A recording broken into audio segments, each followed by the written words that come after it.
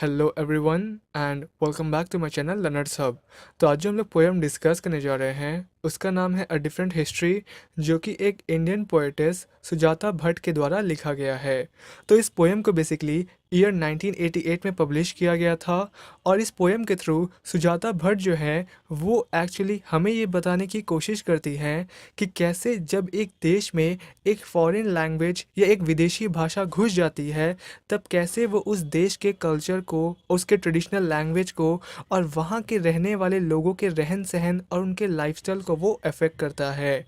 तो पोएटेस यहाँ पर वो इंग्लिश लैंग्वेज की बात करती हैं, जो कि कॉलोनियल पीरियड में या कॉलोनियल एरा में ब्रिटिशर्स ने हमारे ऊपर ज़ोर ज़बरदस्ती करके थोप दिया था। तो पोएटेस हमें ये बताती हैं कि जब वो काफ़ी छोटी थी, तब उस समय उन्हें अपने इंडियन ट्रेडिशनल लैंग्वेज के साथ साथ उन्हें ये इंग्लिश लैंग्वेज भी पढ़ने में काफ़ी ज़्यादा प्रॉब्लम होती थी, क्योंकि उस समय एक तो वो काफ़ी छोटी थी और ऊपर से उन्हें ये लैंग्वेज काफ़ी अजीब और स्ट्रेंज लगता था। और उनका ये भी कहना है कि एक फॉरेन लैंग्वेज लोगों के सिर्फ मदर टंग को ही चेंज नहीं करता, बल्कि ये उनके कल्चर को, उनके रहन सहन और उनके रिलीजन को भी अफेक्ट करता है। इसीलिए पोएट सुजाता भट्ट इस पोएम के थ्रू वो अपने मन के करवाहट को और अपने दुख को एक्सप्रेस करने की कोशिश करती हैं। और वो इस बात के लिए भी काफ़ी सैड फील करती हैं कि आखिर कॉलोनाइजेशन के बाद भी या ब्रिटिश रूल के बाद भी क्यों इस देश में ये लैंग्वेज सरवाइव कर गया, क्योंकि इस लैंग्वेज की वजह से हम अपने कल्चर को, अपने हिस्ट्री को, अपने मदर टंग यानी अपनी मातृभाषा को और अपने ओल्ड टीचिंग्स को भूलते जा रहे हैं। तो इन्हीं सब चीज़ों की वजह से पोएटेस सुजाता भट्ट ने इस पोएम को लिखा है, ताकि हम वापस से हम अपने कल्चर की तरफ और अपने ट्रेडिशनल इंडियन लैंग्वेज की तरफ अट्रैक्ट हो सके। तो इस पोएम को एक्चुअली दो स्टैंजाज में डिवाइड किया गया है, जहाँ पर इसके पहले स्टैंजाज में तो पोएटेस हमें किताबों के बारे में बताती हैं, जहाँ पर वो कहती हैं कि कैसे एक किताब और उसके प्रति हमारा बिहेवियर हमारे कल्चर को रिप्रेजेंट करता है, और आखिर कैसे हमें अपने किताबों को या बुक्स को ट्रीट करना चाहिए। और फिर इसके सेकंड स्टैंजा में पोएटेस काफ़ी क्रिटिकल और एग्रेसिव होकर वो हमें कॉलोनियल पीरियड के बारे में बताने की कोशिश करती हैं, जब हमारे कल्चर को और हमारे लैंग्वेज को हमसे दूर कर दिया गया था और हमारे ऊपर इंग्लिश लैंग्वेज और उनके लाइफस्टाइल को थोप दिया गया था। तो चलिए, अब ये तो हो गया इस पोएम से रिलेटेड काफ़ी डिटेल इन्फॉर्मेशन।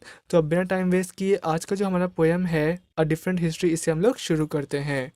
तो इसके फर्स्ट स्टैंजा की शुरुआत कुछ इस तरह से होती है कि great Pan is not dead, he simply emigrated to India. Here the gods roam freely disguised as snakes or monkeys. Every tree is sacred and it is a sin to be rude to a book. तो इन lines में great pan जो यहाँ पर word है ना, वो actually एक Greek God का नाम है, जो कि nature, rustic music, sheep shepherd और ऐसे लोगों के देवता है या गॉड हैं। और यहाँ पर एक बात जो गौर करने वाली है वो ये है कि रोमन हिस्ट्री में ग्रेट पैन ही सिर्फ एकमात्र ऐसे देवता है या गॉड हैं जिनकी मृत्यु या डेथ हुई है। पर पोएटिस इस पोएम के पहले तीन लाइंस में वो हमसे ये कहती हैं कि ग्रेट पैन असल में अभी मरे नहीं हैं, बल्कि वो अपने देश से माइग्रेट करके या उसे छोड़कर वो इंडिया चले आए हैं। तो इन लाइंस का असल में हिडन मीनिंग ये है कि कॉलोनाइजेशन के बाद और ग्लोबलाइजेशन के बाद जब इंडिया ने पूरी दुनिया के लिए उसने अपने दरवाजे खोल दिए, तब उससे क्या हुआ कि पूरी दुनिया में जितने भी जो डिफरेंट डिफरेंट कल्चर और रिलीजन थे ना, वो एक लोकेशन से या एक जगह से ट्रांसमिट होकर या फैल कर वो दुनिया के अलग अलग लोकेशन में या जगहों पर फैल गए या स्प्रेड हो गए, वो भी स्पेशली इंडिया में। क्योंकि ये एक ऐसा देश है जो कि हर किसी के कल्चर को और उनके रिलीजन को यहाँ काफ़ी वार्मली वेलकम करते हैं। और इसके साथ ही यहाँ पर नेचर में भी हर चीज़ का एक गॉड है या देवता है, जो कि उस चीज़ के इंचार्ज हैं। तो इसीलिए पोएट यहाँ पर ये कहती हैं कि ग्रेट पैन जो ग्रीक गॉड थे ना, वो अपनी बेटरमेंट के लिए या अपने इम्प्रूवमेंट के लिए वो इंडिया में माइग्रेट कर गए, क्योंकि एक तो ये जगह बहुत ही सुंदर है और दूसरी हर किसी का यहाँ पर अच्छे से वेलकम होता है।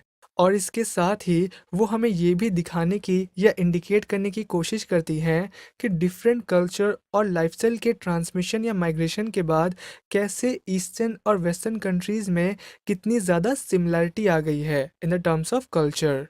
फिर लाइन नंबर 4 से लेकर लाइन नंबर 8 तक पोएटेस हमसे ये कहती हैं कि इंडिया या भारत एक ऐसा देश है जहाँ पर गॉड्स या देवता लोग भी वो अपने वेशभूषा को बदलकर वो यहाँ पर फ्रीली घूमा करते हैं। वो या तो यहाँ पर किसी सांप की भेष में या फिर किसी बंदर का रूप लेकर वो यहाँ पर फ्रीली घूमा करते हैं। तो इस लाइन के थ्रू पोएटेस हमें ये बताना चाहती हैं कि कैसे इस देश में हम हर किसी के कल्चर को यहाँ पर वेलकम करते हैं। और पुराने समय में तो लोग यहाँ पर सांपों की, बंदरों की और नेचर में मौजूद हर किसी जीव जंतु की हम पूजा करते थे। और ये चीज़ आज भी हमारे संस्कृति में या हमारे कल्चर में देखने को मिल जाता है। तो इससे एक तो हमारा मासूमियत या इनोसेंस दिखता है कि कैसे हम हर किसी के रिलीजन को या उसके कल्चर को प्रैक्टिस करने के लिए यहाँ पर फ्रीली परमिशन देते हैं। और दूसरी चीज़ ये है कि यहाँ पर नेचर में मौजूद हर किसी चीज़ को, चाहे वो कोई पेड़ पौधा हो, फूल पत्ती हो या फिर कोई जानवर ही क्यों ना हो, यहाँ पर हम हर किसी की पूजा करते हैं और उन्हें रिस्पेक्ट देते हैं। और हम इस चीज़ को एक सिन मानते हैं, पाप मानते हैं या इसे एक गुनाह कहते हैं कि अगर कोई बंदा अपने किताबों को या अपने बुक्स को वो उसे रूडली ट्रीट करे या उसे इज्जत ना करे, क्योंकि किताब भी उसी पेड़ से बने हैं जिसकी हम पूजा करते हैं। तो इसीलिए ये एक पाप होगा अगर हम अपने बुक्स को ख़राब तरीके से ट्रीट करें, क्योंकि यहाँ पर पेड़ को भी पवित्र या सेक्रेड माना जाता है। फिर इसके लाइन नंबर 9 से लेकर लाइन नंबर 18 तक पोएटेस ये लिखती हैं, it is a sin to shove a book aside with your foot, a sin to slam books down hard on a table, a sin to toss one carelessly across a room. You must learn how to turn the pages gently without disturbing Saraswati, without offending the tree from whose wood the paper was made. तो इन lines में poetess हमसे ये कहती हैं कि इसे एक तरह का पाप कहा जाएगा या सिन कहा जाएगा अगर कोई व्यक्ति या कोई बंदा अपने किताबों को वो अपने पैरों से लात मार कर उसे साइड करता हो। फिर वो आगे कहती हैं कि अपने किताबों को किसी टेबल पर ज़ोर से पटक कर रखना या उसे उस टेबल पर स्लैम करना भी एक पाप है या एक गुनाह है। अपने किताबों को उन्हें इसी तरह से रूम के किसी कोने में केयरलेसली फेंक देना भी एक पाप है या एक गुनाह है। तो हमें फिर से इस चीज़ को दोबारा से सीखना होगा कि हमें कैसे अपने किताबों के पन्नों को या पेजेस को जेंटली टर्न करना चाहिए, उसे कैसे अच्छे से रखना चाहिए ताकि उससे उस किताब में जो गॉडेस सरस्वती वास करती हैं या रिसाइड करती हैं वो ऑफेंड ना हो जाए या वो डिस्टर्ब ना हो जाए। तो हिंदू माइथोलॉजी के अकॉर्डिंग गॉडेस सरस्वती जो हैं वो ज्ञान यानी नॉलेज की देवी हैं। और हमारे ग्रंथों में या होली टेक्स्ट में ये भी कहा जाता है कि गॉडेस सरस्वती किताबों में या बुक्स में रिसाइड करती हैं या उनका वहाँ पर वास है। इसीलिए हमें बुक्स को रिस्पेक्ट करना चाहिए क्योंकि उन्हीं किताबों के थ्रू वो हमें ज्ञान और बुद्धि देती हैं। और इसके लास्ट के 2 लाइंस में पोएटेस हमें ये कहती हैं कि हमें अपने किताबों को इसलिए भी रिस्पेक्ट करना चाहिए क्योंकि उस किताब को बनने के लिए एक पेड़ की बलि दी गई है या उसे काटा गया है। तो उस पेड़ के सैक्रिफाइस को रिस्पेक्ट देने के लिए हमें उस किताब को भी रिस्पेक्ट करना चाहिए ताकि हम किसी भी तरीके से हम उन्हें ऑफेंड ना करें। तो चलिए, अब ये तो हो गया इस पोएम का फर्स्ट स्टैंजा, जहाँ पर हमने ये सीखा कि कैसे हमें नेचर के हर एलिमेंट को या हर वस्तु को हमें रिस्पेक्ट करना चाहिए। और अब इसके सेकंड स्टैंजा में पोएटेस ये लिखती हैं, Which language has not been the oppressor's tongue? Which language truly mean to murder someone? And how does it happen that after the torture, after the soul has been cropped with a long scythe sweeping out of the conqueror's face, the unborn grandchildren grow to love that strange language? तो इन lines में साइथ का मतलब है एक ऐसा tool या एक ऐसा औजार जिसे कि खेत में फसल काटने के लिए इस्तेमाल किया जाता है, जैसा कि आप इमेज में देख सकते हैं। और स्वूपिंग का मतलब है अटैक करना, हमला करना या फिर किसी चीज़ को स्मूथली काट कर रख देना। तो लाइन नंबर 19 से लेकर लाइन नंबर 22 तक पोएटिस हमसे ये कहती है कि एक लैंग्वेज या एक भाषा जो है ना, वो एक देश के कल्चर को और उसके लोगों को रिप्रेजेंट करता है। और हमें ये बात समझनी होगी कि इस पूरी दुनिया में कोई ना कोई ग्रुप ऑफ पीपल किसी एक पर्टिकुलर टाइम पे वो या तो ऑप्रेसर रहे हैं या फिर वो खुद ऑप्रेस थे या गुलाम थे। तो इसीलिए हम किसी एक पर्टिकुलर लैंग्वेज को या उनके लोगों को हम ऑप्रेसर या तानाशाह नहीं कह सकते, क्योंकि ह्यूमन हिस्ट्री या मानव सभ्यता के अंदर कई ऐसे पीपल या उनके लैंग्वेज मौजूद हैं जो कि या तो खुद उस समय तानाशाह थे या फिर वो गुलाम रहे हैं। So we can't blame any one particular language of any particular period. और इसके साथ ही वो ये भी कहती हैं कि एक लैंग्वेज जो है ना, वो यूनिवर्सल होता है और वो कभी भी वो किसी को हार्म करने के लिए या किसी को चोट पहुंचाने के लिए नहीं होता है।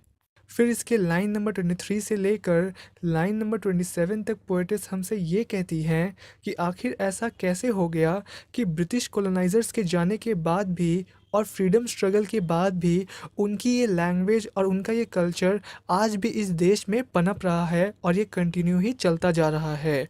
जबकि उन्होंने तो हमारे देश को कोलोनाइजेशन और इनजस्टिस यानी अन्याय नाम के एक औजार से उन्होंने हमारे देश को काट कर रख दिया था। तो फिर क्यों आज भी हमारे इस देश में उनकी ये सभ्यता पनप रही है? तो यहाँ पर समझने वाली बात ये है कि पोएटिस इस भारत देश को या इस इंडिया को वो एक आदमी से पर्सोनिफाई करती हैं, जिसका एक चेहरा है, एक शरीर है और उसके अंदर भी आत्मा है। तो उस आदमी को ब्रिटिशर्स ने कॉलोनाइजेशन और इनजस्टिस नाम के एक लंबे से औजार का इस्तेमाल करके उन्होंने इसके सर को धड़ से अलग कर दिया और उसे काट कर रख दिया। यानी उन ब्रिटिशर्स ने हमसे हमारी कल्चर, हमारी लैंग्वेज और हमारी रियल आइडेंटिटी को हमसे छीन लिया। और अब इसके आखिरी दो लाइंस में पोएटिस हमसे ये कहती हैं कि अब जो आने वाले जनरेशन के बच्चे हैं या फिर अभी जो प्रेजेंट इंडिया में जो यूथ हैं या नौजवान लोग हैं, वो अपनी मातृभाषा को उतना प्रेफर ना करके या उसे इतना प्रेफरेंस ना देके वो इस इंग्लिश लैंग्वेज को और उनके वेस्टर्न कल्चर को ज़्यादा प्रेफर कर रहे हैं। जिन्होंने उनसे उनकी आइडेंटिटी छीन ली, वो उसके लैंग्वेज को ज़्यादा पसंद करते हैं और प्रेफर करते हैं। तो कुछ ऐसी आज हमारे देश की हालत हो गई है। तो इस तरह से ये पोएम ख़त्म होता है एंड आई होप कि आपको वीडियो पसंद आया होगा। वीडियो पसंद आए तो प्लीज़ आप कमेंट करके ज़रूर बताएं, लाइक करें, शेयर करें अपने दोस्तों के साथ and thank you for watching.